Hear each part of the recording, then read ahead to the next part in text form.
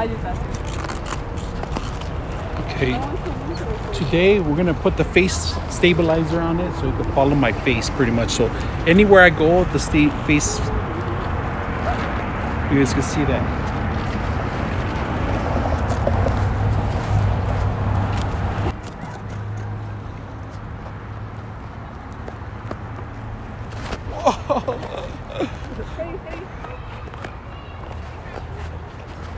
Look, it's capturing Athena now.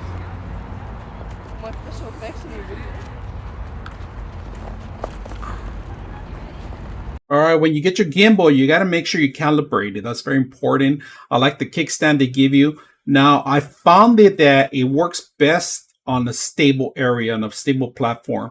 If you move quick, you're gonna get destabilization. So you're better off, you know, somewhere where you're gonna be tracking the actual object or person. So my advice is that when you get something like this, learn the actual system itself, learn all the effects, learn all the capability that you can get out of this machine, because it is a great machine. If you're going to have a platform where there's not that much movement, any kind of sports or anything like that, it has to be a stable area where you control the environment. All right. If it's a photo shoot, if it's a walkthrough, if it's like a demo that you're going to record inside a building, this is a great device for that. But any kind of sports or outdoor activity that you can be having people move, or cars or vehicles or animals running around, it's a little hard to get a hold of. I did take it to a beach. We did test it out. I was kind of having issues stabilizing the system. It was a little windy. Footage wasn't properly set for this device correctly. I had to calibrate again. So we're going to turn it on so you can see some of the stuff. So it does tell you in front of it where to face the camera, right? So make sure that you do know that the camera is on this side, all right?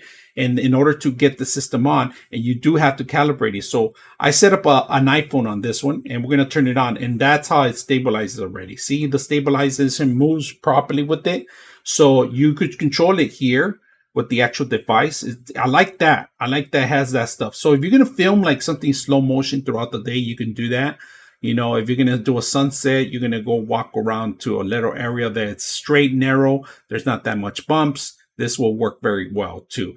Not only the stabilization on the actual gimbal, but the stabilization on the phone combined together make a great combination on that. The devices that they added, extra features for other stuff. If you click on it, there's different flows, all right? And you got to understand there's a lot of features on the phone. We're going to go over some of the details on the actual phone, but if you click on it, you could go into different modes, all right? The actual system works very well with the application, all right? The application has a lot of features.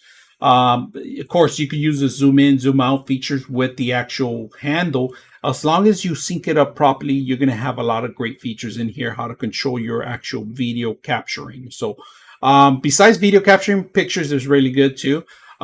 Great features. The recording button, if you can just hit the recording, it'll start recording immediately. I do love that feature on this. I love the handle that you could control. Very simple. Everything glides very smooth on the actual system itself.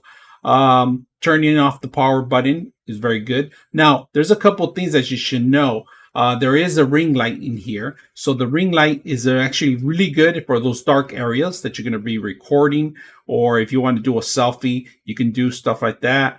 Have the camera facing the opposite way, of course, and you could be filming this way with the actual selfie lighting fixture, right? So the great thing about the gimbal is when you actually move left to right, it captures pretty good. I mean, as long as you enable the actual features for the face, it captures pretty good. I mean, even with the fast movement, look at that, the gimbal action, and I'm holding it, as you can see.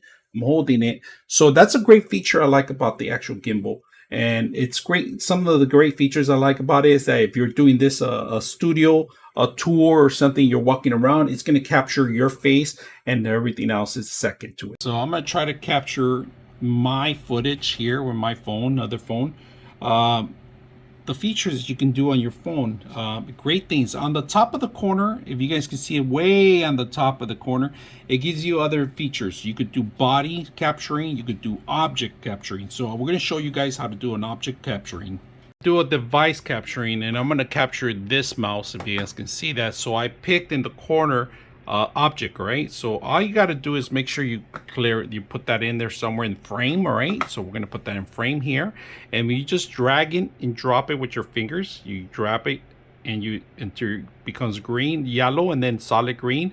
Now we have this object that we can track anywhere we want. So if you're doing a slow motion capturing, you can do this by doing this, and then you could hit record and then move it slowly around the device. You could do a great flow of what the actual system itself, and very slow, easy to set up on that part. Besides objects, like I said, you could do full body frames too, like a personnel, and this will actually track full body tracking.